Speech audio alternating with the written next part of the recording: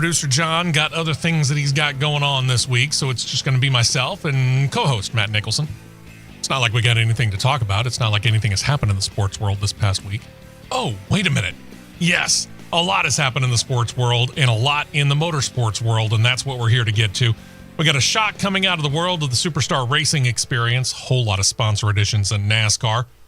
Got another new race team talking about getting in, maybe running Indycar. What was a 17-race slate in Formula E has been changed. AJ Foyt Racing has settled on their 2024 driver lineup. What's the latest for gamers, by the way, when it comes to IndyCar? We'll talk about that. And we remember a couple more racers that we recently lost, unfortunately. And who knows?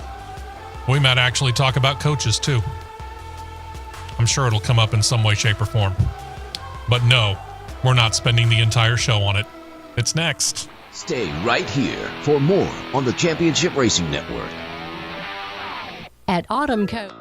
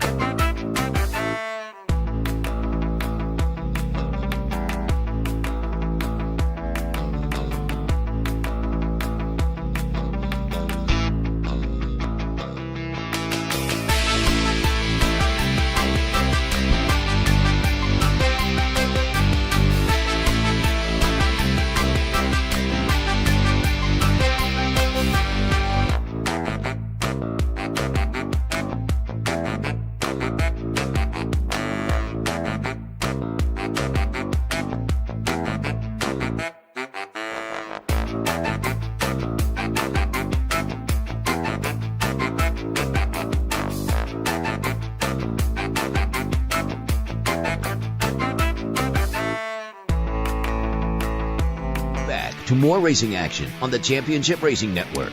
Yes, indeed we are. Welcome into the show. Steve West, Matt Nicholson. Producer John Myers not with us today. May not be with us until, again, probably February, just because of the way things are going in the world of television. We have said this before, and I'll let you know again. He works for a company that is the CW Network affiliate in Birmingham, and they are into the height of ACC basketball season, which means they're doing double headers, and he's got to be there before we would get off the air. Yeah. So, yeah, once we get into February and things start to settle down a little bit, I think we might be able to get him back here into the studio. But until then, Matt and I will plug along. Good morning. How are you, brother? I'm here. Yeah, I know the feeling. It's been a week, man. Yeah. 2024 racing season among the series that we regularly cover kicks off officially today. Formula E is going to get rolling with the Mexico City Grand Prix, Mexico City E-Prix in their case. They're going to use a portion of the Autodromo Hermanos Rodriguez the Formula One uses. This one is a 19-turn, 1.63 mile long semi-oval track-looking course downtown Mexico City. CBS Sports Network will have the coverage. Now, here's the thing.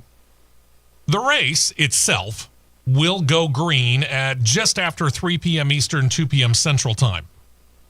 But if you're in the United States of America, you won't see it until Sunday evening, starting at 10 p.m. Eastern, 9 p.m. Central Time on the CBS Sports Network.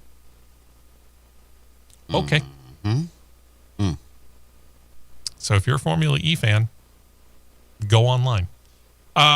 Speaking of which, that's what I did, and practice session number 2 is currently underway. Practice session number 1 finished, and it's kind of interesting to note. The top 5, all different teams. Jake Hughes from No McLaren sitting at the top of the speed charts. Tag Heuer Porsche's Pascal Wehrlein at number 2. Nico Muller from the ABT Cooper Formula E team at 3rd fastest. Robin Freins of Envision Racing 4th quickest, and Jake Dennis of Andretti Formula E was the 5th fastest. So it was a nice little even split, it seems. So we'll have to see exactly what practice session number 2 does and whether or not the teams can actually figure out how to get their teammates running the same pace. Yeah, no kidding. Last week was also, and I mentioned this last week, coming in, and of course it was dark when I was coming over here, but as I left and went back by it, I could tell you the entirety of the area of Talladega Short Track where they were holding the Ice Bowl last week was packed. Right. As it is every single time of the Ice Bowl, because the Ice Bowl is one of those prestigious, quote-unquote, off-season races. You know, we talk about Snowball Derby down in Pensacola. You can talk about many of the other ones that are out there. What was the Wild West Shootout that was out in Arizona, I think? New Mexico. They're running it this week. Okay, knew that was going on. We got Chili Bowl going on in Tulsa, Oklahoma this weekend. But Ice Bowl is certainly one of those highly prestigious short track races, and man, they get people in from all over the country, and it was great to see that kind of car count. So if you haven't had the chance to check out the Ice Bowl, do so in the future. We've had the opportunity to do it. You've had the opportunity to race in it. It's a fun time. It generally does get a little bit chilly. Last weekend, kind of an exception. But yeah, just kind of be prepared for that, and otherwise have a good time. It was really, really fun. And now Chili Bowl this weekend. A lot of NASCAR racers are in that. We'll talk about that here in a minute. But as we tend to do, and again, I got to credit producer John with this. We were, for the longest time, just going in kind of a pat order of we were going to do this series, then this series, then this series, and then this series, and that was going to be the order regardless.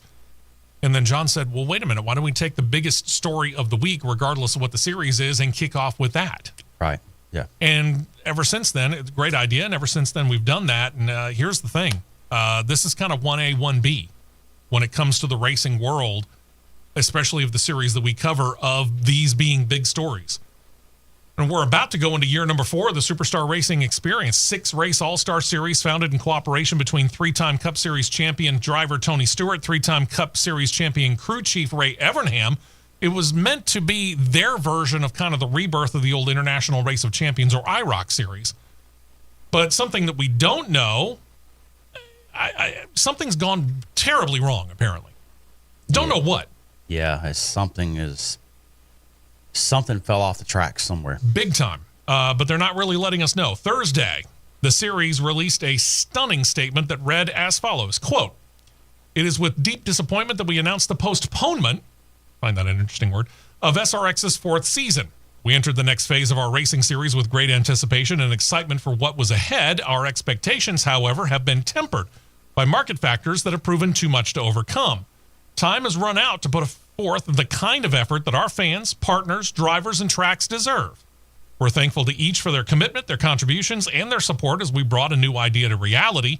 The racing industry continues to evolve, and we're actively exploring strategic options for the series' long-term potential.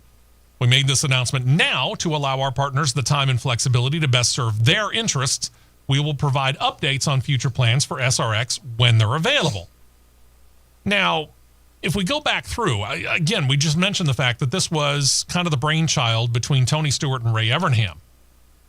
That's how that was founded. And the first year, Tony Stewart raced in all 6 of them. He actually won the inaugural championship. But when you looked in the pits, you saw Ray Evernham there just about every race. Right. Year 2, Tony Stewart was ever present. Ray Evernham was all but gone. And we saw and heard nothing of Ray Evernham in year 3 last year. So whatever happened with Ray Evernham all but disappearing from SRX, we understood that he was still listed as one of the financial advisors and one of the backers of the series, but he was not a face like he was in year number 1. Right. So we don't know really what happened, what caused him to separate himself from the series. But he seemed to like the idea of reviving IROC. We'll get back to that here in a second. This was... it started off on CBS getting Saturday nights. Then it revives Thursday Night Thunder on ESPN. It seemed to have all the momentum going for it. Every single race that we saw, all 6 races, all 3 years, were all sold out. You and I were there at Nashville Fairgrounds. We were blessed enough to be able to call that race from the Nashville Fairgrounds Speedway in year number 2. The stands were packed. It was shoulder to shoulder. Yeah. Literally. And that was the truth for every single race that we saw, that whether we went to it or whether we watched it on television, that was the case for every single one of them. And it didn't matter where they went. Right. This is baffling. Yeah, it's kind of a head scratcher. What the heck happened here? What went so badly wrong here that that they decided now, when they weren't slated to get started until July. So we're talking still 6 months ahead of time. Why 6 months from now are they still saying that there's no way we can get things settled between now and 6 months from now to make season number 4 happen? It's tough to say. You really don't know. And you probably will never know. I'm beginning to wonder if they could not get a 6th track lockdown. And that's kind of my curiosity, because as we were talking about it, and we talked about this just last week when we came back after, the holiday break, they had 5 tracks locked down. They were just waiting on that 6th one. And it seemed like that 6th track could have been brought about or released really at any point in time. We were expecting it here probably by the end of this month. How in the world can one track blast away an entire season? Last year, I don't know. The flooding at Barrie, Vermont, which caused that race to be shifted back to Stafford, that happened at the drop of a hat. Stafford was able to say, you know what? Yeah, we'll host you for 2 weeks in a row. Whatever it was that we had planned, don't worry about it. We'll take care of you. We'll host you. They were able to make that work. You got 6 months between now and then to figure out a dirt track that you could go to? Yeah. You can't tell me that there isn't a dirt track somewhere in this country that wouldn't have hosted SRX for race number 6? I don't know. To me, there's got to be more to it than that. Yeah, there's one right down the road I know would host it. Yeah, exactly. That's what I'm saying. Yeah. I don't know. So I find it really hard to believe that this whole season got submarined by the fact that they couldn't find a 6th track to fill this out. There's much more to this story than that. Got to be. Oh, it's got to be a lot more. Got to be. And again, you look at the people that they were able to get. I get it. Saturday night racing, when it was on CBS, it was fun to watch on Saturday nights because you were in the summertime and that was a dead spot for television anyway. But there were drivers that were not going to be able to race it just because of the scheduling of it. Right. You move it back to Thursday night, suddenly you got Denny Hamlin, you got Kyle Busch, you got Kyle Larson, you got all these other guys who could suddenly come in and they could race it. ESPN seemed to be a very willing partner in continuing that. They talked about it was coming back to Thursday Night Thunder. Yeah. I do know this. Camping World seemed to go away as the title sponsor. And I wonder if that has something to do with it. Now that you say that, that's a very real possibility. Very real. I mean, quietly, suddenly they just stopped having the Camping World SRX series, and that was the SRX series. So I have to wonder if that might be it. But with the connections that Don Hawk, Tony Stewart, and a lot of these other people have that are involved in the SRX series, it does seem very strange that they couldn't have figured out a way to make this work. Yeah, it's very weird. At the same time, or almost at the same time, I should say, this was the day after the announcement that we're about to give you. Talked about how Ray Evernham seemed to like the idea of the IROC series. Well, he got together with former Cup Series team co-owner Rob Kaufman. They bought the rights to the IROC brand. You remember the old International Race of Champions. I remember the old International Race of Champions. Of course, it hasn't raced in almost 20 years. The last year of it was 2006. The original run started in 1973. They suffered from a lack of sponsorship as well. And another thing that was kind of a problem with IROC, and I'll admit this right up front, it kind of turned into a NASCAR subsidiary series. It really did. I mean, the idea initially was to take identically prepared cars, put stars from several different forms of racing in them, pit them against each other on varying styles of tracks. I think we got one of the original logos up right now, or should have one up on CRN Live on YouTube here in just a couple of moments. Found it from hanging out on somewhere on the internet. But as time went along, again, yeah, you would see an occasional maybe IndyCar driver or whatever. But if you look at the last couple of years of IROC, it was dominated by NASCAR drivers. Oh, yeah. There was, let's see. I know there were a few dirt drivers. Daniel Lasowski, Steve Kinzer, they drove.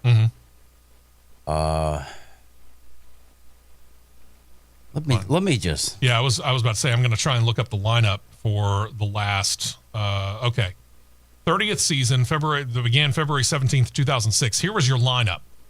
Yeah. Car number 1, Ted Musgrave, Craftsman Truck Series. Car number 6, Mark Martin, Cup Series. 06, Sam Hornish, Indy Racing League. 8 car, Martin Truex Jr., Busch Series. Remember those days. Yeah. 08 car, Scott Sharp, Indy Racing League. So right now we got 3 NASCAR, 2 IndyCar. The 10 car was split between Wayne Taylor and Max Angelelli of the Grand Am Rolex Sports Car Series. 11 car was Steve Kinzer, World of Outlaws. Back to Cup Series for the 12 car, that was Ryan Newman. Max Pappas, who at that point in time was full-time Grand Am Rolex Series. He was in the 16. Matt Kenseth in the 17 from the Cup Series. Tony Stewart in the 20 from the Cup Series. And Frank Kimmel from the ARCA Remax Series driving the 46. So, yeah, you got 2 IndyCar guys, 2 Grand Am Rolex, 1 ARCA, 1, 2, 3, 4, 5, 6. Half the field was NASCAR. Yeah. Trying to see. Here we go. Now here is season 1 of IROC that went in 1973. Okay. You had Mark Donahue, Peter Revson, Bobby Unser, David Pearson, George Fulmer, AJ Foyt, Emerson Fittipaldi, all over the place. Denny Hulme, Bobby Allison, Richard Petty, Gordon Johncock, and Roger McCluskey. Yeah, all over the place. That's a much more diverse crowd. Very. And they ran Porsche Carreras. Yeah. They went from that to Chevy Camaros. I'm trying to think. There was something in between there. Between the Camaro and then the return of the Camaro with the old IROC Z from the 1980s. And then you had a Dodge Avenger, I think. Dodge Daytona. Was it the Daytona? I think so. Okay. I knew there was a Dodge in there at some point in time. And then the last one that they had, of course, was the Pontiac Firebird Trans Am. While you're looking that up, Kaufman and, well, the pair, I'll just go ahead and put it that way, Evernham and Kaufman, put out an official statement on Monday that read like this, quote, IROC Holdings LLC, IROC Holdings, period, a joint venture company created by NASCAR Hall of Fame member Ray Evernham and former NASCAR Cup team owner and venture capitalist Rob Kaufman, announced the formation of the joint venture and the acquisition of the rights to the IROC brand. Known as IROC, International Race of Champions, a series of races was held annually from 1973 to 2006. IROC brought together the greatest drivers, small forms of motorsport to compete against each other in iconic cars on historic tracks. Although the annual events ended in 2006, the legacy and recognition of the IROC brand has continued throughout the years. IROC Holdings plans to bring the historic brand back to life. IROC Holdings has been formed to house the business operations with the intent to have IROC racing in 2024. I mean, that's fast when you stop and think about it. Mm-hmm. With historic IROC race cars while exploring future opportunities. The company will initially be based in Mooresville, North Carolina. End of statement. The initial plan, Evernham Kaufman went on to detail, was to pull those old Pontiac Trans Ams. Kids remember Pontiac? Ask your parents. Pull those old Pontiac Trans Ams out of mothballs and run them this year and begin to work on new cars for potentially as soon as 2025. Mm-hmm. Now, for those drivers who were initially slated to go to the Superstar Racing experience, this does open up an opportunity for them, depending on what their schedule is and when they plan to run these races. All right, I got it right here. Okay. 1974, they ran the Porsche Carrera RSR. Okay. From 75 to 89, they ran the Camaro. Oh, that was a longer stretch. I thought there was one in between there. From 1990 to 93 was the Dodge Daytona. Okay. 94 and 95 was a Dodge Avenger. All right. And then from 96 to 06 was Pontiac Trans Am. Okay. And there are plenty of them. I mean, yeah, some of them got into wrecks, but there are plenty of those bodies. Yeah. So it wouldn't surprise me they got plenty of parts to be able to field a full 10 to 15 car field, which is probably what you're going to get. And again, with the SRX apparently mothballed, if not going away entirely, for whatever reason, money probably the biggest cause, and I've seen the comments on our CRN Live on YouTube page. I mean, that was one of the biggest reasons why the IROC series went away. Crown Royal was a primary sponsor of that series in its last couple of years. I mean, I've got the IROC championship winning diecast collectible from Tony Stewart. Crown Royal logo is prominently placed on the hood of that car. Oh, yeah. Crown Royal went away. They couldn't find another primary sponsor. Boom. IROC went away. More than likely, that's the situation with SRX. But again, when you're talking about being as close or with as much time as we have between now and when that series' fourth season was supposed to start, it is a shock to me that they can't figure out what could potentially happen and keep SRX going. Mm-hmm. And at the same time, the fact that these guys make the announcement just this past week. I mean, the announcement was made on Wednesday. Hey, we've bought the rights to IROC. We plan on racing this year. Mm-hmm. Just like that. Wow. That's... I mean, those are the two biggest, arguably, stories that we've got this week. If anybody can get it revived quickly, it's Rob Kaufman. I would agree with that. Yeah. You know, and hey, I'm rooting for both of them. Right. I love the old IROC series. I thought it was great. Again, the biggest problem is it turned into we're going to run only at NASCAR tracks, and therefore we're going to be dominated by the NASCAR drivers. Mm-hmm. And that's what it turned into. And that's what they need to avoid. They need to make sure that we go, even if you're going to do all paved tracks, if you don't take the SRX way and go to at least one dirt track, even if you go all paved tracks, make them vastly different. You know, try and get yourself on an undercard with, say, Formula One and go to Vegas.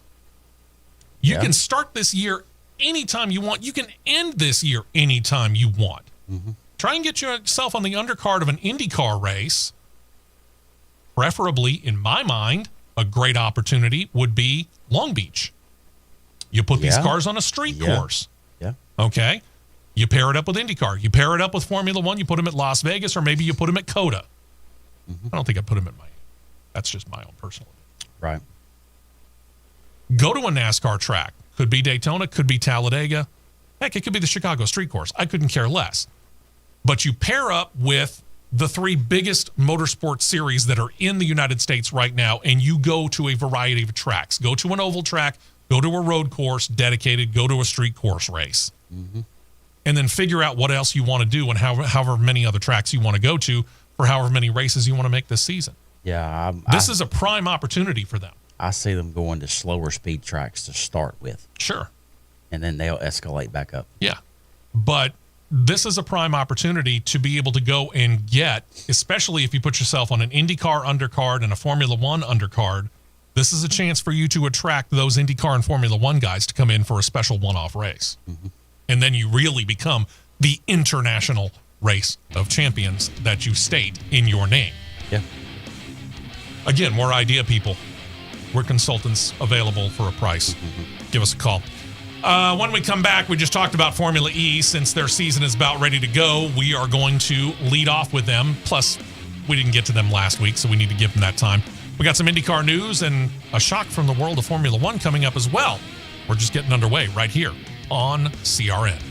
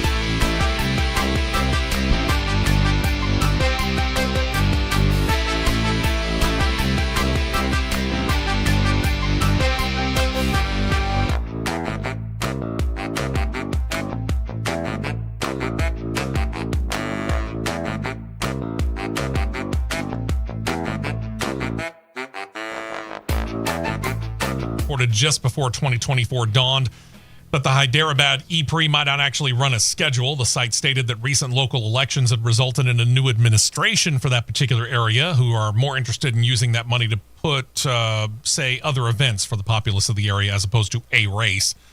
Formula E officials acknowledged at the time it could become a major issue, noting that they had been in contact with the new authorities, but said talks were ongoing to try to keep the event on schedule, if only for 2024. And they also noted that the investment in funds that they had already spent for the upcoming race and that the 2023 race brought in some $84 million in tax revenue to the region as a benefit. Well, last week, before we went on the air last week, first show for 2024, Formula E officials confirmed the race was indeed canceled by that new government.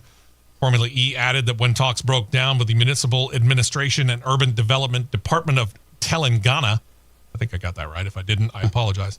Or I don't, because you canceled the race. The series was forced to then claim them to be in breach of contract, remove the race from their 2024 schedule, and that leaves now 16 races on the slate. Formula E confirmed that they simply do not have the time to be able to reschedule another race as a replacement because it was set to run next month. So that means we're going to have a 7-week layoff between the third race of the year in Riyadh, Saudi Arabia, and now what becomes race 4, Sao Paulo, Brazil. So for all intents and purposes, they're taking the entire month of February off. Yeah. I get it. Being that close, I understand you have a hard time. Mm-hmm. 6 months, on the other hand, I'll be on that all show. I can guarantee you. And then there's this story just absolutely boggles my mind. And social media is huge now. But Ava, we hardly knew you. Gone so quickly. Who the heck are we talking about? Well, we're showing you a picture of her on CRN Live on YouTube. She lasted a grand total of 2 days. She was supposed to be the social media influencer for Mahindra Racing.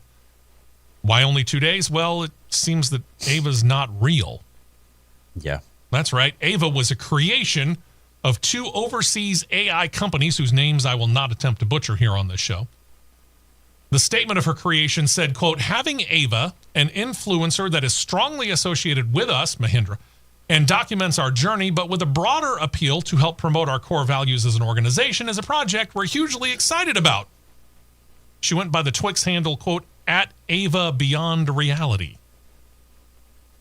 Well, backlash, of course, being what it is and social media being what it is, was immediate and harsh from both fans and media.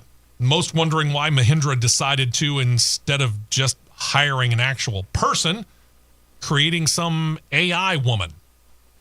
The backlash got so hot so quick, Mahindra announced on social media they nixed the plans for Ava 2 days later. Mahindra CEO Frederick Bertrand saying this on social media, quote, your comments hold tremendous value. We've listened, understood, decided to discontinue the project.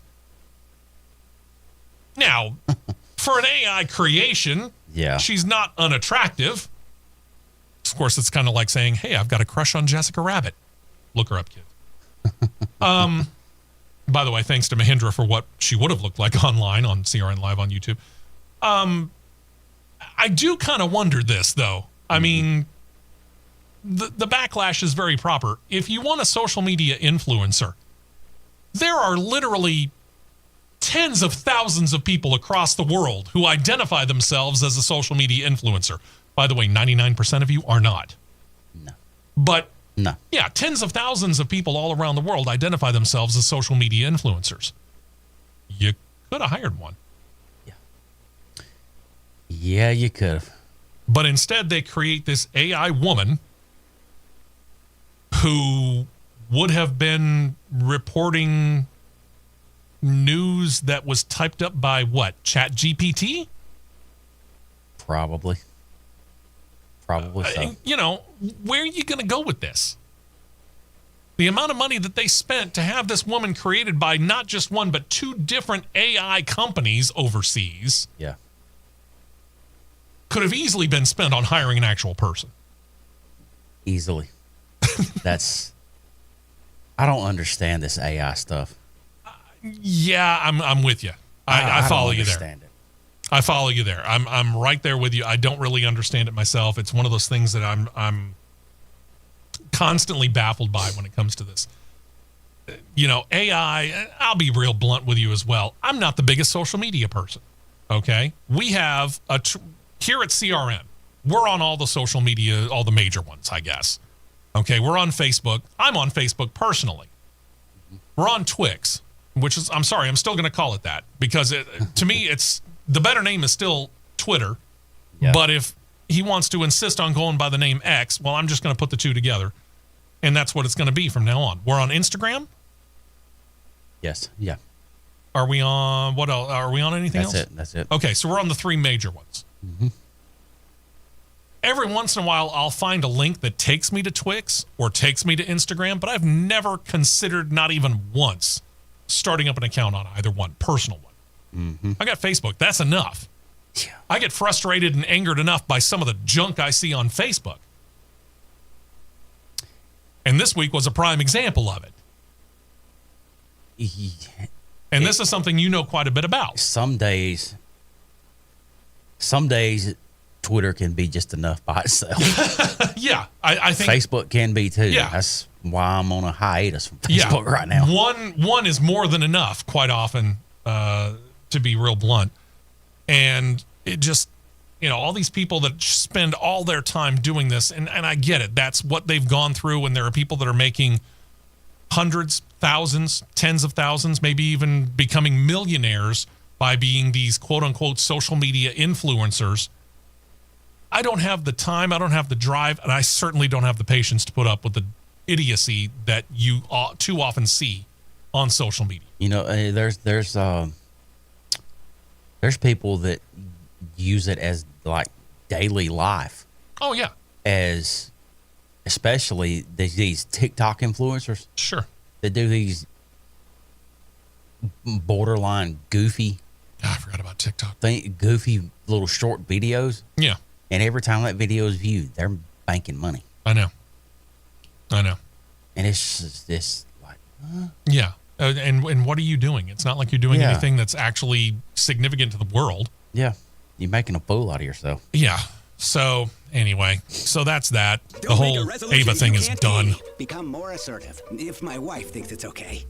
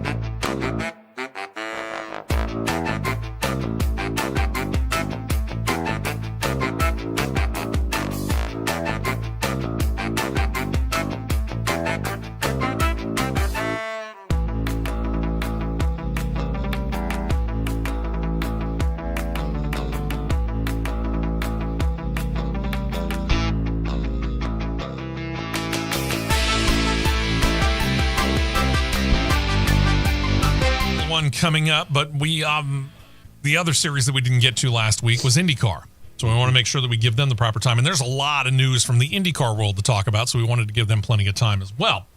And we start off with Iowa Speedway officials. They've announced their concert lineup for the Hy-Vee race weekend coming up the weekend of July 12th through the 14th. Saturday, July 13th specifically, pre-race concert is going to be performed by country superstar Luke Combs. Sunday, the 14th, the concert is going to be post-race. It'll feature Post Malone. It features his first time ever doing a concert in the state of Iowa. Okay. Did somebody Post Malone not realize that Iowa is a state and has a pretty good number of people?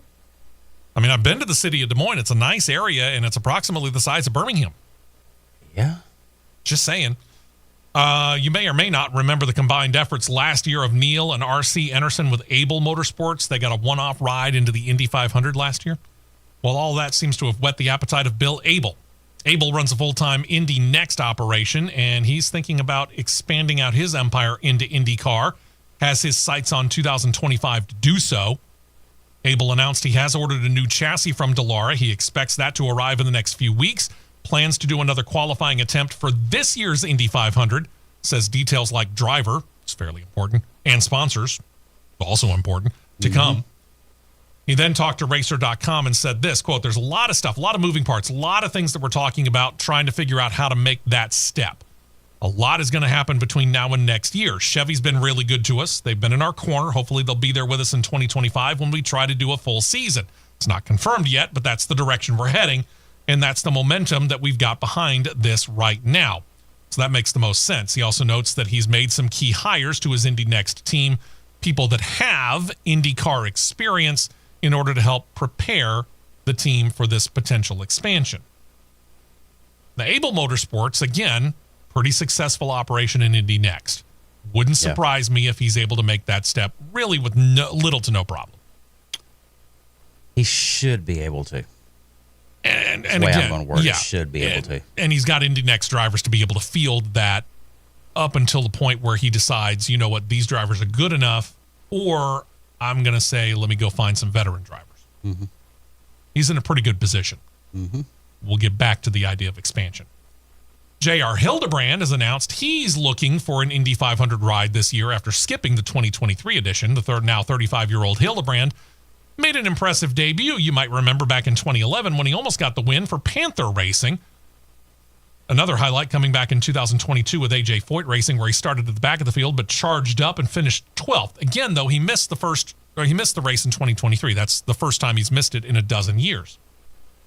The problem is Hildebrand might be a little late to this game. Almost all the seats are already spoken for. Again, the Able Motorsports entry that we just talked about, nothing set in stone, but it seems likely that they probably reteam with R.C. Anderson. Probably. I would say so. I'd be a little surprised if they didn't. Yeah. Same here. Yeah. Because, I mean, they've already got that established relationship. Sure. So the team that has become the last decade or so an Indy 500 only operation, Dreyer and Reinbold Racing, you'd think, well, maybe there's an opportunity. Yeah, they are expected to and have all but announced they're going to go with the veteran pairing of Ryan Hunter-Reay and Connor Daly. So both of those cars are already taken. And while Rahal Letterman Lanigan Racing has not officially filled their fourth ride, many believe that it will be somebody who's very familiar to them, Takuma Sato. Mm-hmm. So I don't know where he's going to go. Maybe A.J. Foyt Racing. Yeah, well. I say that because A.J. Foyt Racing has officially announced what most expected. Santino Ferrucci is returning to the team. He will drive the number 14 Chevrolet-powered entry coming up in 2024. Ferrucci joined the team for 2023, you might remember. His best finish, third place in the famed Indy 500, which led many to expect him to be re-signed. Ferrucci said of it, quote, I'm super stoked to be back with the team. It's really good to start building some continuity with everybody, and I think it's going to improve our results. My expectations for the year are to come out of the gate a lot more prepared than we were last year. Working with Penske, we'll get back to that, things are hopefully going to be a lot smoother, and I'm looking forward to being back at the Indy 500 again as well. So Ferrucci's back in the fold. The team, which fielded 3 cars within the past couple of years, only has 2 drivers announced. Ferrucci, and as we talked about recently, they signed the guy with arguably the best name, certainly in IndyCar, if not all of racing, Stingray Robb, slated to pilot the 41. Now, they also fielded a car for 2023 rookie Benjamin Peterson, but reports state that Foyt is going to be a two-car operation for 2024 as they begin with Team Penske in that technical alliance. And you and I talked about that when that was announced. We think that's going to do amazing things for AJ Foyt. And we know AJ Foyt and Larry, his son, who's really the day-to-day operator of the team, they have a passion for racing, but they just have not really been able to figure out how to build the cars on their own and make them successful. Yeah, but that's now, like you're saying, now with that alliance with Penske coming up for this year and beyond, that's going to pick them up. That's going to help them out a lot. And, I try and think about Stingray Robb, no disrespect to him. At this point in time, I'm going to say we have, if you want to put it in a report card way, we have an incomplete. Because Stingray Robb was in subpar equipment. So I don't really know what we can say about Stingray Robb. Agreed. Santino Ferrucci, on the other hand, we've seen him. He seems pretty capable of, he spent some time in NASCAR and proved a pretty capable wheelman there. He's proven to be a pretty capable wheelman in IndyCar. You put him in good equipment, this actually could be highly, highly beneficial to AJ Foyt Racing. Could. Very much could be. But the reason I say this, they have a third car available. I might not be terrifically surprised if, with the help of Team Penske, they put a third car out for the Indy 500. Now, as to whether or not J.R. Hildebrand gets that ride, that's another story altogether. Yeah. But no, it wouldn't surprise me if they put a third car out there to try and qualify 3 for the Indy 500. Oh, yeah. So either way, with this signing of the 27 expected seats for the full-time season of 2024, 25 of them have been filled, which leaves Dale Coyne Racing. They're the only team that hasn't released anything. They're saying they're going to field 2 cars. Right now, we're still waiting on a driver announcement, much less both driver announcements. Yeah, no joke. Okay, so we've got Able Motorsports talking about coming into IndyCar. And, of course, that brings about what we've talked about in the past. There does seem to be a resurgence in interest in motorsports. Andretti Global wants to get into Formula One. How many teams have we seen come into, and Live Fast has technically kind of gone away as a full-time operation, but how many teams have we seen come into NASCAR, all 3 top series, over the last, 2-3 years? Really, since the end of COVID proper. Stupid COVID. IndyCar's no different. Yeah. IndyCar just a couple of years ago was trying to figure out whether or not they could put 33 cars in there to make up an Indy 500 field. Now we're talking potentially with some one-off racers, 35, 36, 37 entries for this year, and 27 full-timers for the second year in a row. It could easily be that. Yeah. I would say. And now we get this. Prima Racing. Now, again, you want to talk about expansion up, Able Motorsports, starting a brand new team, see Trackhouse Racing. Prima Racing is best known for operating in Formula 2. They produced Formula 1 drivers like Charles Leclerc, Mick Schumacher, Oscar Piastri. You're thinking of IndyCar as well, according to reports, thanks to Prima Racing for the look at their logo on CRN Live on YouTube. The Italian-based racing organization not only is up in Formula 2, they're in the European Le Mans Series competing in LMP2. They actually won the division title in 2022. Plus, there already really is an IndyCar Prima presence. Several current drivers have raced for Prima at one point in time or another. Those drivers include drivers like Marcus Armstrong and Felix Rosenqvist, and former IndyCar drivers like Ryan Briscoe, Callum Ilott, who just got, by the way, a ride in the World Endurance Challenge Series. Congratulations to him. Charlie Kimball, Carlos Munoz, there are others. Thing is, this organization said at this time they're only investigating forming an IndyCar arm of their racing operation. They really didn't say much more to that, but it does kind of bring about what we've been talking about.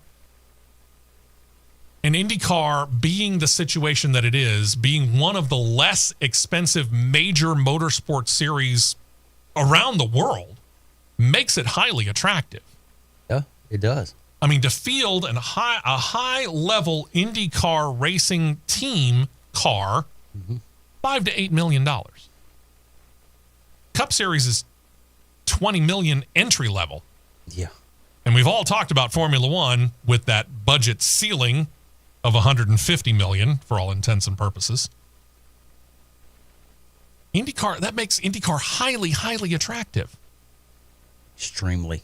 You Extremely. know, for a company that's in the Formula One ladder to say, you know what, I think we'd rather go IndyCar than Formula One tells me a lot. That's much easier budget-wise to be able to handle. Yeah. And I think, honestly, what we're seeing is that duck on the top of the water who looks awfully calm, but underneath the water, there's a whole lot of stuff going on with the paddling, the stuff that you don't see. Yeah. I think there's a lot more stuff bubbling under the surface. I think we're just now starting to see this resurgence in the interest of getting into racing of whatever form. I would agree with that. Speaking of which, and you were just on the platform last night. This should come to a surprise to nobody in the motorsports gaming world. IndyCar and iRacing have come to terms on a new agreement that puts the series officially back on the popular platform, effective immediately. After the problems their prior partner had, Motorsport Games, and terminating that deal, it just seemed a matter of time before they would reunite with iRacing, and they have. The deal, again, effective immediately upon its signing, brings back to the popular iRacing platform the iRacing Indy 500, all IndyCar branding, which allows, by the way, multiple IndyCar-based leagues, and the license to use, once again, the Indianapolis Motor Speedway on iRacing's platform as well. iRacing president Tony Gardner said, quote, the IndyCar Series and Indianapolis Motor Speedway are racing properties that need to be included on iRacing. There's no better way for fans to experience sim racing than on iRacing, and whether it's the IndyCar Series Indy 500, NASCAR's Brickyard 400, or IMSA's Battle on the Bricks, there's nothing like racing in Indianapolis, and I'm so pleased to be able to bring these events back to the iRacing community. As far as IndyCars themselves, their senior manager of esports, yeah, there is one, Ben Hendricks, no relation to Rick, Hendrick, said, quote, we are very excited that our most avid gamers and fans will have full access to the IndyCar Series through this licensing agreement with iRacing. They're longtime partners. We look forward to the official IndyCar Series racing on iRacing for many years to come. As I mentioned, you're on the platform. This is a good move. Very good move. You know, if you're watching on CRN Live on YouTube, you will see still shots of some of the cars that Matt has. One of those is an IndyCar car, which for the last couple of years, you technically couldn't call it an IndyCar car because they took the rights to the name away. Yeah, what they did is they just basically the name of the chassis, whatever the chassis was that she was running, it would be either the Dallara IR01, the Dallara DW12, Okay. the Dallara IR18, or the Legacy Dallara IR05, I think is what it is, or 04, 05, something like that. Wow. You basically had 4 solid cars. And the series, what they changed it to, if you're running an IndyCar Series, they wouldn't be called the NTT IndyCar Series or whatnot. Like I had to change it, it would be just U.S. Open Wheel B, U.S. Open Wheel A, U.S. Open Wheel C. It could be any one of those multiple ones, depending on which level of license that you have. Wow. And what your rating is. That's what division is what it was called. Well, now you get the whole IndyCar thing back. Now, is that retroactive? Have you checked to see if that's retroactive? It is retroactive. Okay. It is retroactive. So what you are, what level you attained as U.S. Open Wheel level, you keep that under now IndyCar level. Right. Okay. Cool. Right. Things that I haven't gotten into yet, and I do say yet because I have to admit, if I could find a good setup, I'd be pretty happy to try iRacing. And then, unfortunately, some sad news here that we did not get to last week. 2 days before New Year's Eve, December 29th specifically, we learned of the passing of IndyCar legend Gilles de Ferran. Born to Brazilian parents in Paris, France, he began his racing career in Brazil. He was inspired by the success of a fellow Brazilian, you might have heard of him, Emerson Fittipaldi. Well, Gilles started racing and karting in the early 1980s, moved up into Formula Ford in 1987 and 1991, up to Formula 3, where he finished third in points behind a future Formula One drivers like Rubens Barrichello and David Coulthard. You know, future F1 champions. Not bad. He then won the F3 title in 1992. Picture of de Ferran on CRN Live is courtesy of Speedworld. He would get a tryout for Footworks Aero's Formula One team in 1993, but he was up against a guy who you might have heard of, Jos Verstappen. That's right, the dad of Max. Mm-hmm. De Ferran's times weren't comparable, and on top of that, he ruining his bad performance. He smacked his head into a door as he was walking between two trucks, split his head wide open, and had to have medical attention brought to it. He said after that fact that it was really his one shot at an F1 ride, and it was all over. Sometimes you only get one chance. After the 1994 season, he did get a tryout with the Indycar team Hall VDS Racing, and with sponsorship coming from Pennzoil and Formula One out of the question, he took the ride for the 1995 season. He claimed the 1995 PPG IndyCar Rookie of the Year honors, got his first win that year as well in the season finale held at Laguna Seca, back before it was known as WeatherTech Raceway Laguna Seca. Mm-hmm. He got another win in 1996, but his team owner Jim Hall retired from the sport, and reports had De Ferran being a potential candidate for the Stewart Grand Prix F1 team in 1997, but instead, he chose to remain in IndyCar. He joined Walker Racing, where he had finished second in the final points to a kid by the name of Alex Zanardi. 1998 was a bit of a down year. He finished 12th in the final standings due to reliability issues. But in 1999, he got back to his winning ways. By the end of the season, however, Goodyear left as a tire provider, and his sponsor, Valvoline, also left. So what to do? What to do? Well, it turned out that Al Unser left a seat, so he slid into it. You might know the team now as Team Penske. Back then, it was Marlboro. Team Penske, kids don't smoke. In 2000, he set the IndyCar closed course fastest lap at what is now Auto Club Speedway in California. Back then, we just called it Fontana. He turned a lap on the 2-mile D-shaped oval, 241.428 miles per hour. I'm not sure that has been broken since then. So he will forever hold that title because guess what? It ain't 2 miles long no more. No. He would use that race to launch him on to claiming that season's IndyCar title. He'd go on to claim 2 more IndyCar titles with an Indy 500 win, all with Team Penske before he moved with Penske over to CART for the 2002 season. In 2003, however, he suffered a major injury in a crash at Phoenix where he suffered a broken back. He would push through. He claimed the 2003 Indy 500. I can't imagine how sore he was after that. But it was after that race that he announced that 2003 would be his final season. He would win his final race at Texas Motor Speedway, a race noted for a major crash that injured Kenny Brack, a good friend of Gilles de Ferran's and a former Indy 500 winner himself. He'd go back to Formula One, this time as the sporting director in 2005 for the Bar Honda operation, but he resigned midway through the 2007 season due to what he termed becoming, quote, increasingly uncomfortable, unquote, within the organization. I've been in situations like that. Basically what that means is he couldn't get along with his boss. Yeah. I've termed it in prior instances in my past, why did you leave this organization? Philosophical differences. He would begin his own team, De Ferran Motorsports, in 2008, competing in the American Le Mans Series, with De Ferran splitting driving duties with Simon Pagenaud. Ring a bell.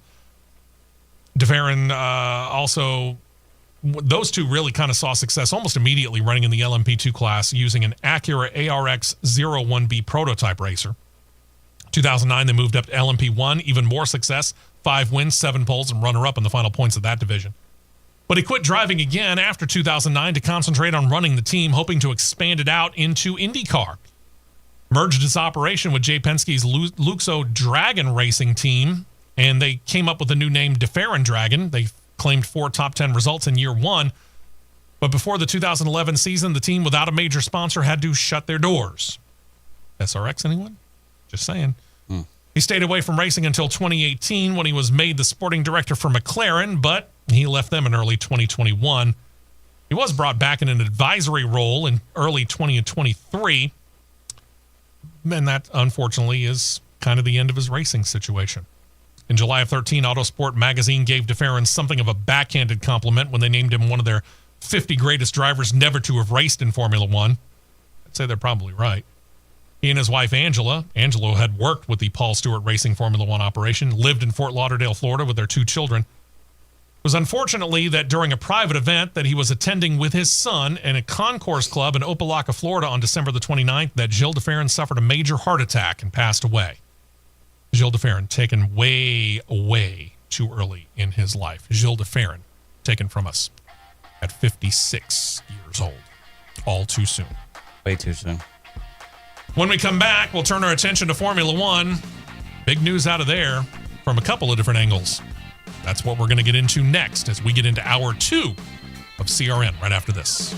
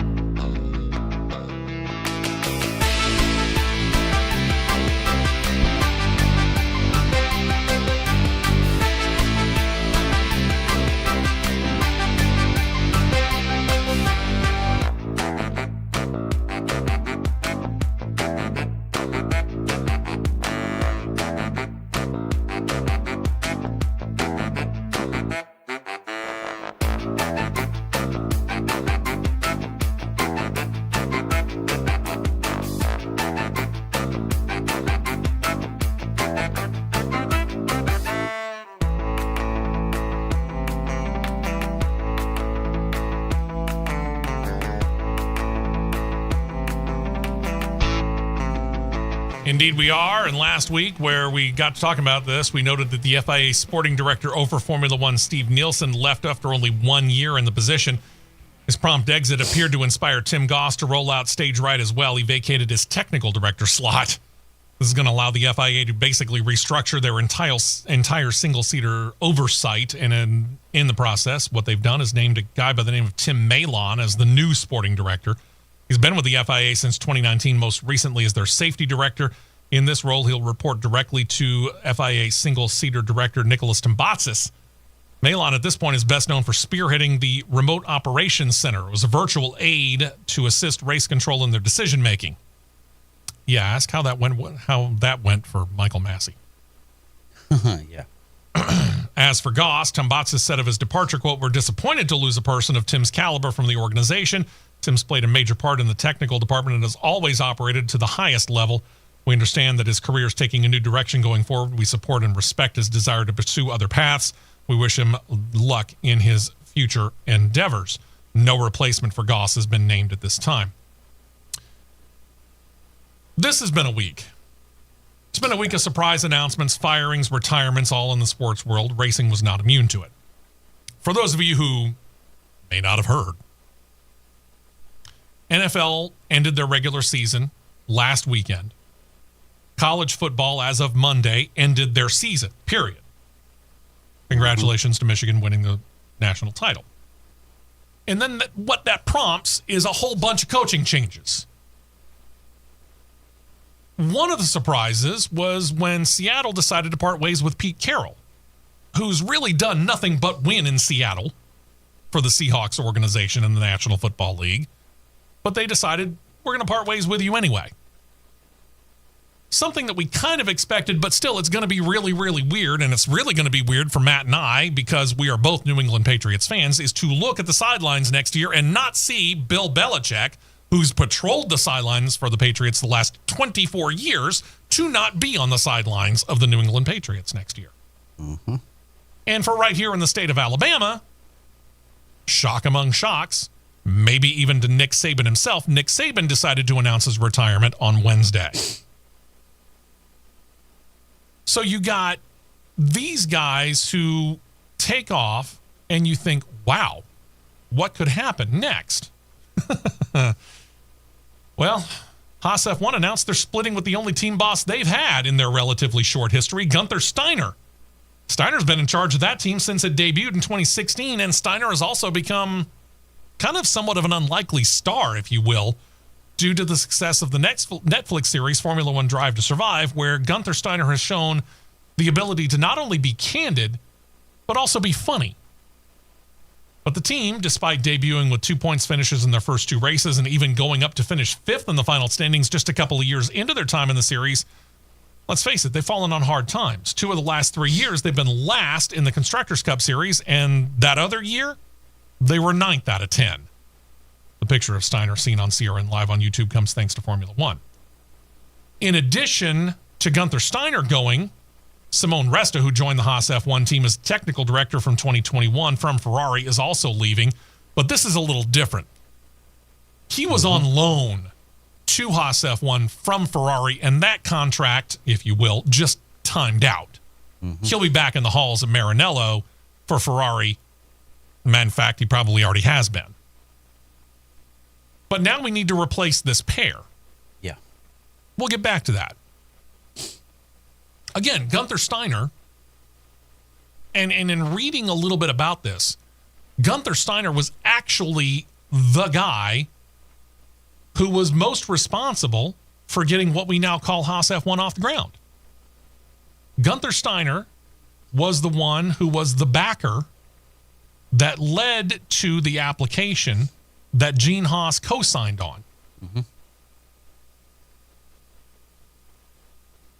There wouldn't be a Haas F1 if it weren't for Gunther Steiner. It's not like Gene Haas said, you know what, I've decided I'm going to get into Formula One racing, put in an application, got the team, and said, oh, let me go hire this guy, Gunther Steiner. No. Gunther Steiner was central to getting that operation into Formula One in the first place. Before they ever came up with anything, he was the one that worked out the co-working deal with Ferrari. Yeah. He did all of that. And now he's gone. Yep. And I get it. To a certain extent, changes have to be made at Haas F1. You finish last 2 out of the last 3 years, and I don't care what sport you're in. If you're last in your league, for lack of a better term, for 2 out of the last 3 seasons, obviously changes need to be made. I might have replaced him as a team principal, but kept him on. The fact that they're cutting ties with him straight out is probably what shocks me more. Yeah, that one caught me off guard. I mean, this news just blew us both away. Yeah, it caught me off guard. it'll be really interesting to see what he says on Netflix's Drive to Survive this year, because he's going to be a central part of it. Because the vast majority of that's already done. Oh, yeah. They're just working on the final finishing touches and editing before they put it up on Netflix. Yeah. This will probably be the biggest season to be watched for that simple fact right there. Yeah. Because they've generally taken an episode and concentrated on one team in particular for each of that episode. So where you highlight all 10 teams. Mm-hmm. That one where they do Haas F1 is going to be fascinating. I won't be surprised if it's last. It might be now. It'll either be first or it'll be last. I don't know which. Yep. It'll be one of the two. Yeah. So now we got to figure out who we're going to work with. Well, another guy who's been with Haas F1 since they began has been named to take over as the new team boss. Their former trackside engineering director, and I'm probably going to butcher this, and I apologize ahead of time, but I'm going to try it anyway. Ayo Komatsu. Ayao Komatsu. He's been promoted to team boss. Marks his first time leading an F1 operation, but he's been involved in Formula One since 2003. He started working with the later Bar Honda team as a tire engineer before moving over to Lotus Renault for 2005 when he worked with a driver by the name of Romain Grosjean. Name sound familiar? Mm-hmm. He moved with Romain Grosjean over to Haas F1 for the 2016 season, their first year in the series. Team owner Gene Haas, who's been overseeing a similar makeover of his NASCAR operation that he operates and co-owns with Tony Stewart, said of the moves, quote, "I'd like to start by extending my thanks to Gunther Steiner for all of his hard work over the years, the past decade. I wish him well for the future. Moving forward as an organization, it was clear we needed to improve our on-track performance. In appointing Komatsu," I'm sorry, I'm not going to try and butcher his first name anymore, "we fundamentally have engineered at the heart of our management. We fundamentally have engineering, I should say, at the heart of our management. We have had some success, but we need to be consistent in delivering results to help us reach our wider goals as an organization. We need to be efficient with the resources we have, but improving our design and engineering capability is the key to our success as a team. I look forward to working with him and fundamentally ensuring that we maximize our potential. This truly reflects my desire to compete properly in Formula One." Now, Haas said that while he hasn't yet, he will soon appoint a chief operating officer that will be based out of the European headquarters in Britain in the near future. In other words, he will probably be a little bit more hands-off than what he has been in the past. Probably. I would say so. To that point, I would probably ask, why didn't you boot Gunther Steiner up into that role in the first place? Good question. Very good question. I mean, it's a puzzling question. Komatsu's been in the series for 20 years. I get it. Yeah. Yeah. By all means, if I'm Gunther Steiner, boot me upstairs to chief operating officer over the day-to-day operations of this operation of Haas F1, and we'll put Mr. Komatsu in the role of team boss. I'm happy with that. Mm-hmm. And I think it probably would have worked out just as well. Probably so. I mean, the way that it abruptly happened tells me something happened between himself and Gene. Oh, it's got to be. It's got to be something. Yeah, there's more to the story, and whether or not we'll ever find it out, knowing Gunther Steiner, he's probably not going to want to nuke a bridge, but at some point in time, Gunther Steiner is going to do a tell-all. Be it a video, be it a book, be it a Netflix special, whatever it is. We'll find out at some point in time how this fell apart. But it may take some time. Yeah, it's I'll be interested to see it. I mean, respectively, we probably both had the same thing happen to us. Something abruptly just come to a stop, like Sure. out of nowhere. Like, Absolutely. Okay. Yeah, that was right out of left field. Thanks very much for smacking me upside the head. Yeah, but it's sometimes you leave that one 2x4. It's an analogy I had told to me. Okay. Sometimes you leave that one 2x4 as a just in case. Mm-hmm. But sometimes it is necessary to nuke. Yeah, sometimes it is.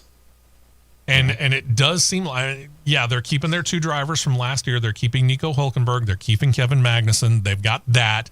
They still have the deal with Ferrari that allows them to use the maximum amount of shared parts that the FIA and Formula One rules allow. But at some point in time, I do have to wonder if part of the reason why Haas F1 is having a hard time is because they might be overly reliant on Ferrari. I'm going to say that's not out of the question at all. And here's the other thing. And, you know, as successful as Dallara has been, you got to realize Dallara has the contract to do every chassis in IndyCar. Dallara only does one team's Formula One chassis, and that's Haas F1. Yep. And while it did work for them, I want to say it was 2018 or was it 2019 where they finished fifth in the standings? Either one. Something like that, yeah. It hasn't worked since. So to me, Haas F1, open letter to Gene Haas, if you're willing to basically blow up half to 2/3 of your operation to restart it effectively and try and improve your fortunes, guess that's the word I'm looking for, why would you continue on with Dallara? Why would you continue on using so many parts that you borrow from Ferrari? And I asked that question. I get it. Ferrari has this heritage in Formula One. They do. They've been the only team that has competed every single year that the series has been in existence. When was the last time Ferrari won a title? Driver or Constructors' Cup? It's been a while. When was the last time we heard of them finishing higher than third? Been a while. Been a while. Gunther Steiner's not your only problem. And I'm not sure Gunther Steiner was a problem. But of all the problems that Haas F1 has, if I were to try and rank even the top 10, I might even go so far as to say top 20. I'm not sure Gunther Steiner makes that list. Because he didn't catch me as being the problem. Let's take it all the way back to 2008. For Ferrari. Yes. Title winning. Constructors. Okay.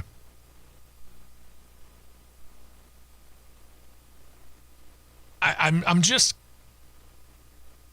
again, if you're going to start all over, you make a clean break.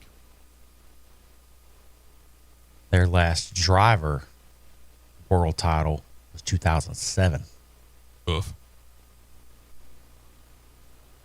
It would take a lot longer to figure out whether or not they finished higher than second since, or higher than third since then. But let's face it, since 2013, well, I mean, we could really go back to that because right after that is when Sebastian Vettel and Red Bull started taking over. And then it went from Sebastian Vettel and Red Bull into Lewis Hamilton and Mercedes. And now we're back to Red Bull with Max Verstappen in this case. The last 15 years, 16, 17 years have been dominated by Red Bull and Mercedes. Yeah. That should tell you something. Should tell you something. Gene Haas is not hurting for money. We've talked about this. Haas CNC Machining is a multi-billion-dollar international company that, credit to Gene Haas, he built up from his own hands from nothing. And he does love racing. There's no doubt about that. No doubt about that. But his best move in the racing world was when he paired with Tony Stewart to create Stewart Haas Racing, which we'll get back to in a bit. And that's what launched that NASCAR team into becoming a championship-winning organization with Tony as a driver and then Kevin Harvick. And they've fallen on hard times, and what happened? They all but blew up Stewart Haas Racing as we knew it and recreated it. Yep. They did. He's not doing that in this Formula One operation. He's saying, I blame the coach, in this case, the team principal, Gunther Steiner. I'm going to change him, and I'm going to expect everything else to change. Yeah. Got the same Ferrari parts, got the same Dallara chassis, got the same two drivers. You promoted somebody from within. Okay, fine. Congratulations to Mr. Komatsu. Because, 20 years in the business, he's certainly paid his dues. I hope him nothing but the best. But at this point in time, as the old phrase goes, what's the definition of insanity? Continuing to do the same thing over and over again, but expecting a different result. Yep. If you're going to change things, change them. Figure out a way to build your own chassis. Stop being so reliant on Ferrari. I mean, by all means, be a customer for Ferraris if you want to. Get your engines from them. But kind of like the Williams teams, that is a engine customer of Mercedes, they're not getting their chassis from Mercedes, they're building their own. Build your own. Break it out. Spread out a little bit. See if you can't figure out how to become Haas F1 without being so reliant on Ferrari. If you're going to break free, break free.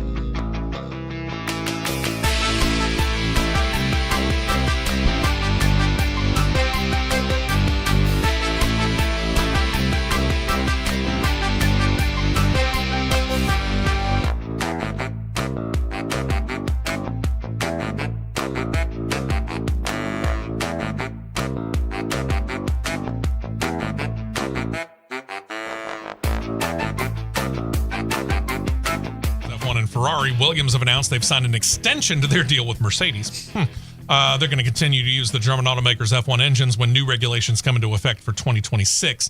The deal pairs Williams and Mercedes through 2030 at least, and what that does is give Mercedes 2 other teams to supply engines for, obviously themselves, Williams, and at this time, McLaren.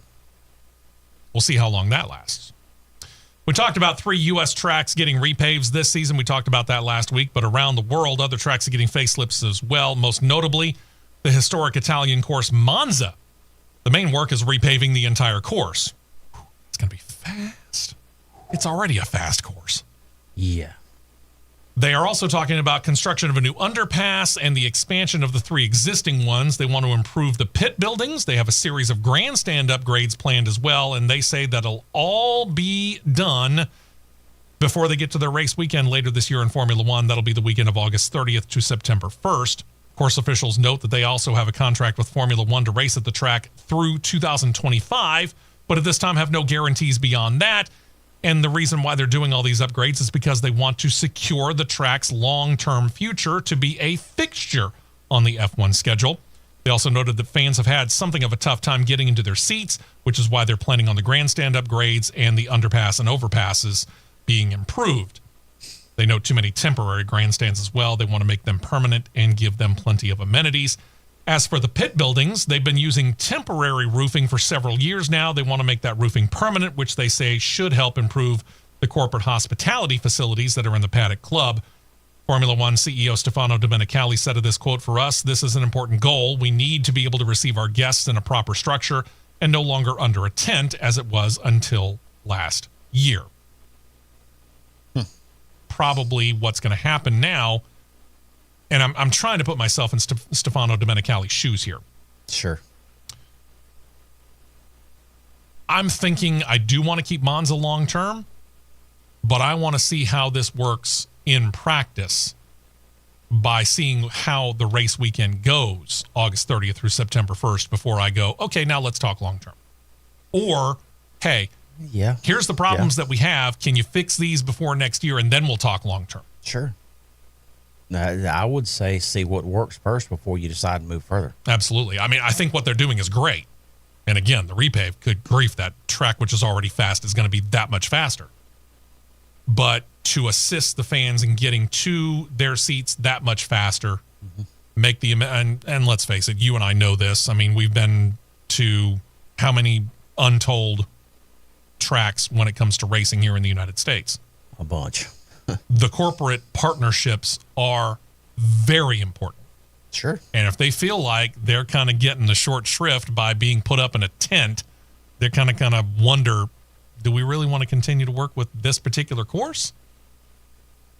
Now with more permanent stuff, yeah, brand new, I think that kind of helps eliminate that. So I wish nothing but the best for Monza because I think they deserve to be on the F1 schedule long term.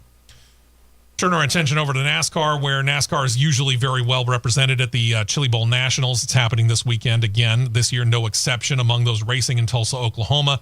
Just announced within the last couple of days, Kyle Larson's out there. Stewart Haas Racing driver Chase Briscoe's there. Incoming Richard Childress Racing Xfinity Series racer Jesse Love is there. Veteran NASCAR drivers J.J. Yaley and Josh Bilicki are out there, among others, who have ties either currently or in the past to NASCAR. Because this is a race that attracts, 300 plus car count? 300 to 325 on average. Okay. So, yeah, there's a lot of drivers with a whole lot of NASCAR ties here. To which Larson has withdrawn. Oh, has he? Because Thursday during the preliminaries, he flipped in his preliminary race and then was going to have to run the alphabet. Which running the alphabet is starting in like the J main and running all the way up to the A main, which the A main probably won't start until 10 p.m. tonight, and they're probably starting the A main, not the alphabet, right about now. Mm-hmm. He had already pre-committed to run in a Wild West shootout in Vado, New Mexico. Okay, so he had to go back out there to finish his commitment there because it was a late addition, and then Ricky Stenhouse's was a late addition as well. He's running. Oh, okay, all right. So there you go. Then, of course, the business of the 2024 Cup season continues on. Cup Series teams are going to have to adjust to a new set of rules NASCAR has set in related to short tracks and road courses. On Wednesday, NASCAR officials announced that after the experimentation with different configurations at Phoenix and a test in December, the new rules will feature the use on 2023 short tracks and road courses, splitter stuffers. What the heck is that? I have no clue. There will be no engine panel strakes. The short 3-inch rear spoiler will be used. They're going to use a simplified diffuser with a simplified diffuser strake. Now, we saw some of these pictures of these during the testing. Of course, we don't know which one because they didn't show us pictures when they talked about these rules. So we don't know exactly how this all works. What they're trying to do, I think, is to try and create the ability to have better, and I get it, it's not like we're aero dependent on road courses and or short tracks, but at the same time, we don't want to create the air so dirty that it makes it almost impossible to pass. And sometimes these diffusers can create that. I think they're trying to streamline that a little bit. Yeah, they're trying to clean it up, I guess you could say. Yeah. To where that air is not so dirty, and it makes you have to go elbows up. Yeah. We'll see whether it works or the car. not. Yeah, We'll see whether it works or not. for sure. Speaking of business, breaking just last night as we go to air Saturday morning, January the 13th, for those of you that are checking us out on CRN Live on YouTube, say at a later date.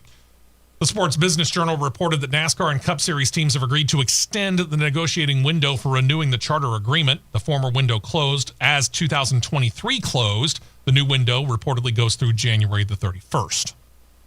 To be clear on this, that what they want to kind of clear up and agree upon are several items like the money split that goes between NASCAR, the teams, and the tracks. Right now, the tracks get the vast majority of it, and NASCAR gets the least, but the teams would like a little bit better cut.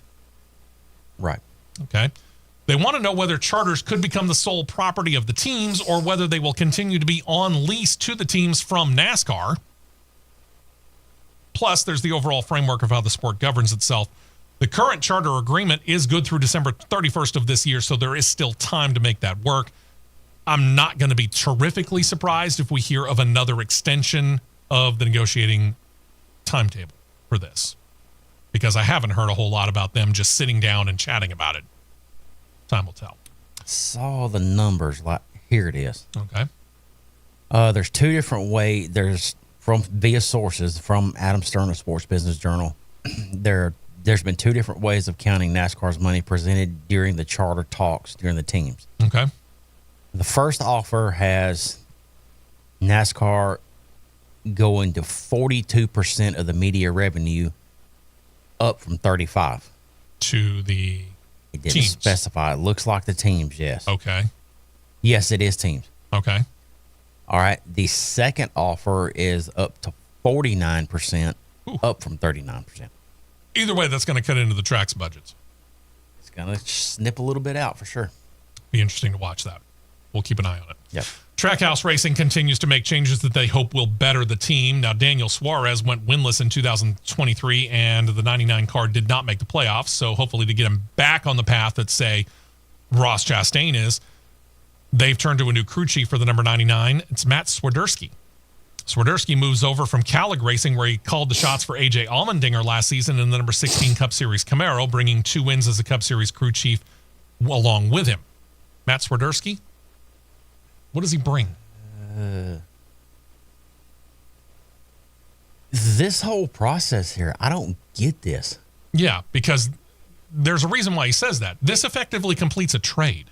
Yeah, I don't get this. Why? Trackhouse Racing has brought in Travis Mack.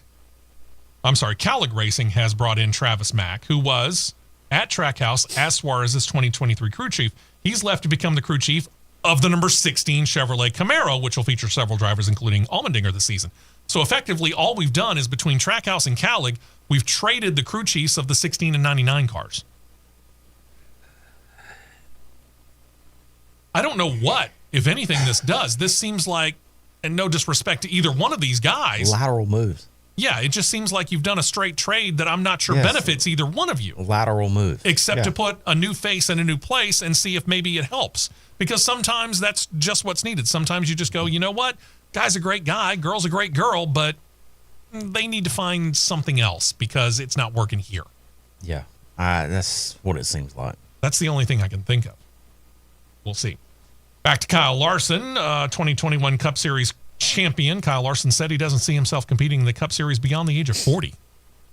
Okay. He's hinted to this before, so this really might not be anything new, but it is notable because he's being consistent about it. He doesn't seem to be willing at this time to move off of that number.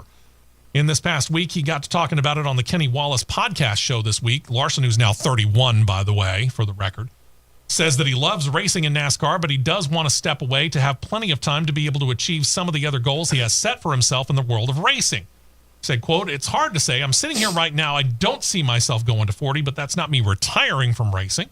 I think I'm different than others. Kevin's retiring, not from full-time racing. But he has the plan to go into the television booth." I don't think Kyle Larson's talking about going into broadcasting, though. No, you run 38 weeks a year in Cup, plus 4 to 5 more, let's just say 4. Okay. 4 more races a week on dirt. Sure. The occasional Xfinity Series race for Hendrick now that they're kind of back into that. Odd here and there Xfinity race, maybe a truck race or two. Maybe. That adds up. Yeah. I mean, probably we would be wearing on you by the time you were 40. The year that he lost his ride with Chip Ganassi Racing, which was the COVID year, 2020, before he signed with Hendrick Motorsports, he went out and did what by anybody's terms should be an exhausting dirt race schedule, which I want to say came close to 200 races that year. No, it was when him and Chip Ganassi separated. He started running dirt late models on top of the sprint cars, and I think it was 85 to 90. Is what the number I thought that was what he won, and then he ran like 200. No, he didn't win 85 to 90. But he didn't win either way. He ran 85 to 90. He ran an exhaustive schedule. And, it just shows how much he loves racing. Don't get me wrong. I get it. Racer is a racer. They want to be behind the wheel. You know this better than anyone as being the resident driver on this show. Yeah. If you're a driver, you want to be behind the wheel of your race car. And it doesn't matter what kind of race car it is. It doesn't matter whether it's an Indycar car, a Cup Series car, a sprint car, a late model, whatever. You want to be behind the wheel. That's where you're happiest. I can say something of the same thing being in this business of broadcasting. I can tell you right now, the happiest that I'm ever been, I could be the unhappiest person working for any particular company. But anytime I get to be on a microphone, thrilled to death. I still get that 18-year-old kid's grin like I did the first time when I was actually an employee of a radio station and I hit the on button on a microphone and said, whatever station I was on, my name is Steve West. I still get that thrill, and I've been doing it since 1987. Same kind of thrill. Now, don't get me wrong. I've had the chance to get into a couple of driving experiences, and I like it. I like it a lot. But this is the first love for me. Driving's the first love for him. But we both love racing, and this is our way to kind of show that. Kyle Larson loves racing. There's no doubt about that. Again, could he be involved in broadcasting in some way, shape, or form? Sure, I could see that. Once he's done Cup Series racing, I could see him involved in broadcasting in some way, shape, or form. But he's far, far from being done behind the wheel at 40. Yeah. I mean, he's doing now what Tony Stewart started to do late in his career, which is expanding out into ownership of this, that, and the other thing. He'll be heavily involved in racing. I mean, and a lot of that'll be behind him. There's a large contingent, I'm going to use that term, Okay. of people that still run dirt that are in their late 50s and early 60s. Sure. Or we could look at Red Farmer. or even 90s. You know. Yep. We talked about this a little bit last week. Legacy MC announcing midway through the 2023 season that they were going to switch from Chevrolet to Toyota. It should come as no surprise. But apparently it does to Cal Wells III that when you make that announcement midway through the year that Chevrolet would, in this case Chevrolet, would say, okay, we're not really going to back your team anymore. Why am I going to back somebody who ain't going to be with me next year? Yeah. Cal Wells, again, said in an interview recently that he was shocked that Chevrolet didn't back him. Again, I ask, what the heck did you expect? Yeah. Hopefully he's turned the page, noted that he and his team is going to have the full support of Toyota in 2024, and it makes sense. Toyota only has the 4 Joe Gibbs Racing and the 2 2311 cars. Now they got 2 full-time Legacy MC cars. Of course, they got that part-time car with Jimmy Johnson. It does rekindle, by the way, a relationship between Toyota and Wells. Apparently, Toyota and Wells have been working together in some way, shape, or form, dating all the way back to 1982. Yep. So, Been a while. you know, I don't know what you're complaining about now. You know, you made the move that you made. Chevrolet did what they felt was best for them. Move on. Don't worry about it. Get over it. Move on with our lives, right? Yeah. Speaking of moving on, we talked about Gene Haas and the Haas F1 team. We also noted that a whole lot of changes are happening over at Stewart Haas, and we're going to detail the latest of those when we come back. Plus, we got some Xfinity Series and Craftsman Truck Series news and some other unfortunate racing news that we all want to try to get into within the last, 20 minutes of the show or so. And that'll get underway right after this on CRN.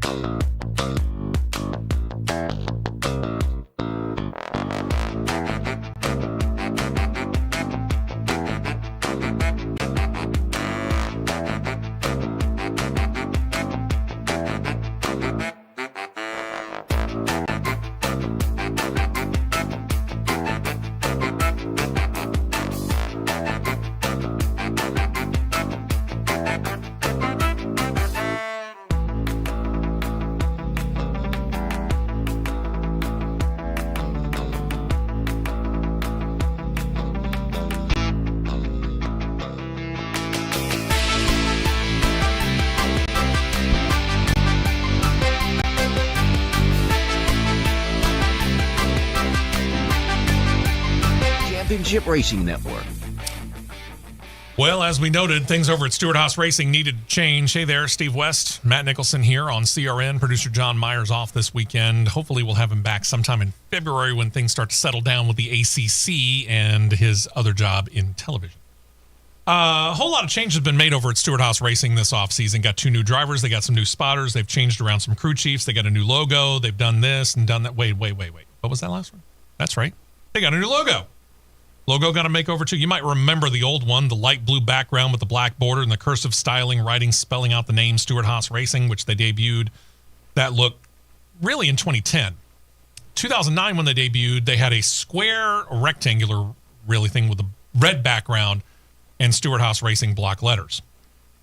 Well, Matt's about to put up, do me a favor, find the actual one that says Stewart Haas first. Okay? Put that one up. And we'll get back to this. You can kind of see it in the upper right-hand corner, but I think I made a bigger one that just has the Stewart Haas name itself. This one looks much more similar to that initial 2009 logo show-off, if you can remember that. I should have gotten a picture of it, but I didn't. But it's updated. This new look retains the light blue color for the part of the S in the SH combined logo. The H is in white, the S is in light blue, but that bottom crossbar, which makes the crossbar in the H, the bottom bar of the S is actually white as well. And again, it's just a logo. The logo was leaked a little bit before the team actually released a social media video to introduce the new look. Tony Stewart himself appears in it, narrates it, leading off with this statement, quote, "If there's one thing I've learned in my career, it's that the doubters are always loudest from the outside. I heard them when I was racing. I hear them now with my team." He then, with a smile on his face, says, quote, "But here's what I can confidently say. Anybody who doubts us doesn't really know us." He adds that he and his co-owner and partner, Gene Haas, don't just welcome challenges. He says, quote, "We seek them out," unquote. There's the old one. Okay. The new one was up. Now there's the old one. All right. Here's the thing. It's a logo. Unless you're working for Stewart Haas Racing, Does it matter? what do you care? Yeah. If What you does don't it like matter? if you don't like the logo, move on. Your life will continue, their life will continue, and who cares? Unless you're working for Stewart Haas Racing and you have to wear this logo that you purportedly hate, it doesn't matter to you. Nope. Don't buy a shirt. Don't buy a hat. Don't buy anything with the SH logo if you don't like it. Nope. I, on the other hand, think it looks pretty cool. Not bad. I don't have a problem with it at all. People just have way too much time on their hands. By the way, thank you to Stewart Haas Racing itself for that look on the new logos on CRN Live. Many have been wondering with the loss of things like Anheuser-Busch, Busch Light, Hunt Brothers Pizza, Smithfield Meats, and others, when is SHR going to announce new sponsors? Well, we kind of have one. Sonny D has gone to Stewart Haas Racing. They used to be at JTG Dougherty Racing, where they have sponsored Ricky Stenhouse Jr. Sonny D set to be a primary sponsor on the 4-car of Josh Berry for several races and an associate sponsor for the remainder of the year. And look at what they did with Kevin Harvick last year on CRN Live is now up thanks to the folks at Yahoo. This is an expansion, really, because Sonny D, I think, might have only been, one, maybe 2 races last year? I think it was 2. Okay. Now it's going to be several. I think it was Darlington and Kansas, if I remember right. So now it's going to be several. So that means they're upping their involvement with SHR. So, yeah, if you were looking for wondering who was going to replace some of those, we're starting to get that idea. And we'll get more.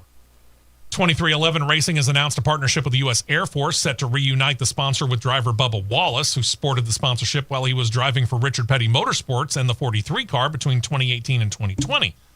When Wallace left for 2311 Racing, the U.S. Air Force ended that sponsorship, and they've kind of been on the sidelines since then, but now they're back. It was not announced how many races we could expect to see Air Force colors as the primary sponsor on the 23 car, but I would expect a handful. I wouldn't expect a whole lot. Maybe 4 or 5. Yeah, I would say so, but when you look at their partner list updated for this year, not officially announced, but there's a couple of new ones that are eyebrow raisers. Okay. What do you got? Starting at the top with their partner list, Toyota, McDonald's. Sure. Yeah, long time. spin from Monster Energy, Beast Unleashed, Nasty Beast. Don't know what that is. Okay, I'm not really sure that's the best name for it, but hey, knock yourself out. Columbia, Moneyline, Leidos, which is the military Yeah, deal. they've been around for a while. U.S. Air Force, Yeah. Jordan brand, Okay. Yeah, we're familiar with most of those. Monster Energy, Okay. Mobile One, That's a new one. Xfinity. They were there Okay. last year. DraftKings, Yeah, I seem to remember them having a partnership last year. DoorDash, Yeah. Logitech, Yeah. Melin, Melin. Looks like some type of an electronics company, maybe. Okay. Whatever R3 is. Mack Trucks, which that's expected because That's they supply not the surprising. haulers. That's our haulers, yeah. Dr. Pepper, Yeah. NBA 2K24. Really? And last but not least, By the way, that's a Michael Jordan influenced one if I've ever heard one.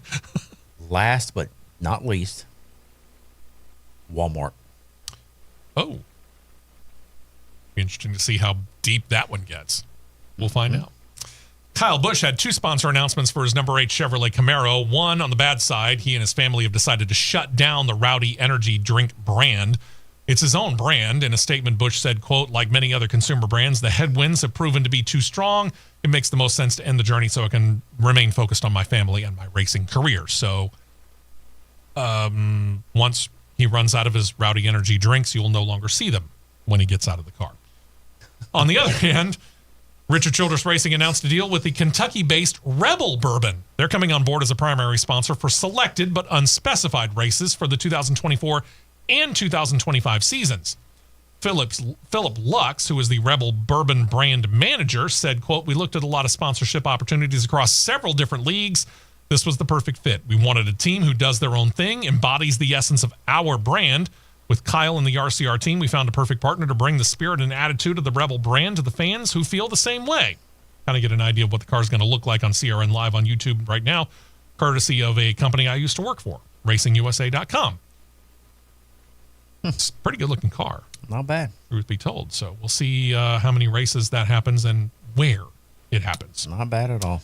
RFK Racing has announced the first run for their part-time third Cup Series entry, the number 60, known as Stage 60. We talked about this before the holiday break. They're going to be trying to get it into the season-opening Daytona 500. That should come as no shock to anybody. The driver who they're going to put behind the wheel, veteran Cup Series driver David Reagan. Sponsorship coming from BuildSubmarines.com. They sponsored RFK in 10 races between the two drivers in 2023. Reports have the car sporting a retro font for the number 60 on the side in order to kind of pay tribute to the Roush Stage 3 Mustang look. Okay. We'll see how it looks. Not bad.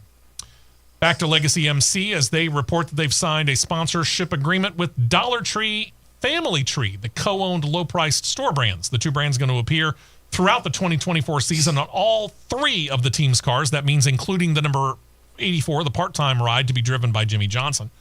They'll be primary for 3 races for the 7-time Cup Series champion at Dover, Kansas, and late in the season at Las Vegas. Now, here's the reason why we're going so deep into this. This is a multi-year deal that's going to have either Dollar General or Family Tree or some combination of the two on the hood of at least one Legacy MC car in every single one of the 38 races this year. That means all points races, the All-Star race, and the Busch Clash. When was the last time we heard of any one sponsor coming in and saying, we'll commit for all 38 races, even if you're spreading it out over multiple cars? Quite a while. Good for Dollar Tree, Family Tree. I like it. It'll be interesting to see Dollar Tree, Family Dollar on these tracks where you don't even think a Dollar Tree or Family Dollar exists in the city limits. Yeah. And lately I've been coming across situations where I have seen, and I didn't even realize the two were co-owned by the same company. Mm-hmm. And I happened to come across a store somewhere, I want to say it was over near Barber Motorsports Park. Mm-hmm. And I was driving down a road trying to find somebody's place. I was going to go join them for a holiday party. happened to see the two of them on the same sign and over the doors, and I'm like, that's just weird. Yeah. Now I know why. They're co-owned. Yep. Makes more sense now. Yep. Cup Series set to join Formula One and IndyCar with a docu-series. This one, like the Formula One series, set to be on Netflix. It's entitled NASCAR Full Speed. It's set to review the entire 2023 season over 5 episodes. It'll debut on January the 30th. Feature drivers like 2023 Cup Series champion Ryan Blaney, along with, in alphabetical order, Christopher Bell, William Byron, Ross Chastain, Denny Hamlin, Kyle Larson, 2022 Cup Series champion Joey Logano, 2021 Cup Series champion Kyle Larson, Tyler Reddick, and Bubba Wallace, among others. Each episode going to be about 45 minutes long. Words and Pictures is the company that paired with NASCAR Studios to produce the docuseries. Executive producers include from NASCAR, Ben Kennedy and Tim Clark from NASCAR Studios, and from Words and Pictures, no less than Dale Earnhardt Jr. Not surprised. Saw somebody announce, why are we going to do that? It's a documentary series. Yeah. Documentary series document what has happened. Think about that for a minute. Yep. If you don't want to watch it, don't watch it. Yep. Xfinity Series, Alpha Prime Racing has announced they're going to put Brad Perez in their number 45 entry on a part-time basis this coming season. Added he's going to be their official reserve driver for the season as well. We don't see that a whole lot in NASCAR, but Alpha Prime has got one. Perez got several starts in both the Xfinity and Truck Series last year for several teams, mostly on road courses. Did get some oval experience. Best finish of 19th came at Road America, driving for Alpha Prime. His first scheduled race will be for this year at COTA. It's expected to be sponsored by Weiss Sand and Clay and Apex Coffee Roasters. The exact number of races he's ultimately going to run has not been announced, but the team promises that that announcement is forthcoming. Brad Perez, again, part-timer. What do you know? He has heavily experienced in road course racing, and that's what he expertise in. So Okay. I would say the majority of the road course races, if not all of them, you will see him in one of the Alpha Prime cars. This also does look to me, and again, I don't want to speak necessarily for Alpha Prime, but this also seems to be kind of a test here to try and get his feet wet in oval track racing and see if he wouldn't be a long-term solution to them as maybe a future full-timer. Possibly. Okay. I spotted with him at Mid-Ohio last year. He's a good guy. Good dude. Okay. We'll see how he does. Bennett Transportation, nationwide leader in the transportation and logistics industry, has re-upped their sponsorship deal with RCR and the number 21 Xfinity Camaro driven by Austin Hill. Bennett signed on with the team for 2022, saw Hill claim the season-opening race at Daytona, a feat which he equaled again in 2023. They're hoping to turn that into winning a regular season championship. They didn't. They fell short in the playoffs, but Bennett Transportation likes what they see, and they're sticking with him for a couple more years. Craftsman Truck Series news, where NASCAR has welcomed officially a new Truck Series operation. It's Freedom Enterprises. This is Series veteran Spencer Boyd basically betting on himself, getting a little bit of help from longtime Cup Series crew chief Jeff Hammond. The team will appropriately field a number 76 Chevrolet Camaro. 76. Get it? 1776, Freedom, founding in the United States. Got it? Okay. Boyd, who's now 28, has a win to his credit with 161 Truck Series starts. We saw that one live and in person because it came at our home track back in Talladega in 2019. That was when he was with Young's Motorsports, the team he spent the last 5 seasons driving for.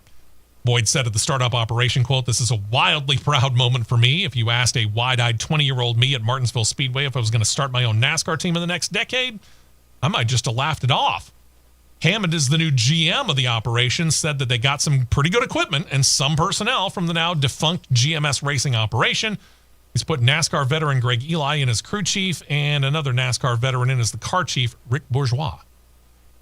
That's a pretty good lineup, pretty good equipment. Now we're going to find out, I think, about Spencer Boyd himself as a driver.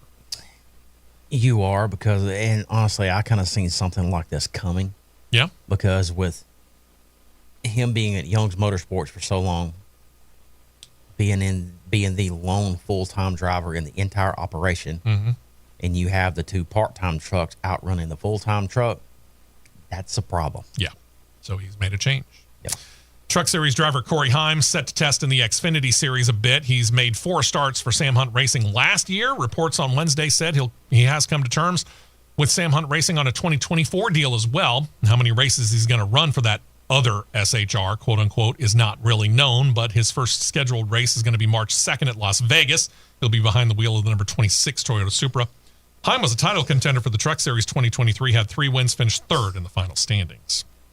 Then there's Stephen Parsons. He's announced a deal with Henderson Motorsports, going to put the 25-year-old in their number 75 Chevy Silverado for a number of races this coming season. Sponsorship, once again, from Food Country USA, but the team declined to state a specific number. Parsons has a history with NASCAR. He's the son of Phil Parsons, the nephew of NASCAR Hall of Famer Benny Parsons. He does have 11 Truck Series starts to his credit, best finish is 17th. He also has 65 Xfinity Series starts to his credit with a best finish of 8th. Now, Henderson only has 8 races under their belts themselves. They had Parker Kligerman in their truck for 7 of those. They did win 2 of them. One was at Talladega in 2017. The other 2 years ago, Mid-Ohio 2022. The only other race, the 8th race, was run just last year by Sean Hignorani. We'll find out whether or not this pays dividends. We've talked about repaving. Repaving is apparently all the rage this offseason. Sonoma Raceway joining North Wilkesboro and WeatherTech Raceway Laguna Seca, putting down new surface for 2024. The paving job is all but done. The finishing work, like striping, needs to be taken care of, but it was a bit more intensive than the other 2 projects because you needed to do the entire road course, but they also had to do the drag strip as well. Good on them. Z-Max Cars Tour set to be moving west. Not entirely. They're starting up a subsidiary series that will be called the Z-Max Cars Tour Pro Late Model Series West. They're going to begin with a 10-race season that kicks off May the 2nd, runs its final race on November the 16th. All the races, save 2, will be in Southern California. Those other 2 will be run at the Bull Ring at Las Vegas Motor Speedway. Cars Tour starting to expand out. Good for them. By the way, a lot of those races going to be at Kevin Harvick's Speedway. Kern County Speedway. Kern County. And unfortunately, we wrap up with some sad news here. It came out on Sunday after we got off the air last weekend. Word that longtime ARCA Menard Series driver Tim Steele passed away. His daughter posted on social media, quote, "This morning, my dad peacefully took the checkered flag here on Earth. His life was an exhilarating ride, always at full throttle, driven by a passion for racing and wild spirit. While many knew him for his accomplishments on the racetrack, his role as a dad and grandpa was by far his greatest victory. Godspeed, Dad. I love you." Steele racked up a pretty impressive record in a relatively short time racing in the ARCA Series. 147 starts, 41 wins, 86 top 5s, 101 top 10s, along with 31 poles, and leading a grand total of 5,453 laps, claiming 3 ARCA titles, 1993, 1996, and 1997. Steele was about to begin a NASCAR upper-level career as well. In the 1990s, he got into 13 Truck Series, 10 starts in what's now the Xfinity, and 5 Cup Series starts. Got a picture of Steele up on CRN Live, thanks to ARCA. Steele came out of Coopersville, Michigan, began his racing in motorcycle ice racing at 5, but by the time he turned 16, was a stock car racer. Was the NAMRA Champ Cars Division champion as he got his driver's license. Move up into ADA and the NASCAR All-Star Pro Series in the late 1980s and into the early 1990s while trying out other forms of racing. He was a competitive jet ski racer.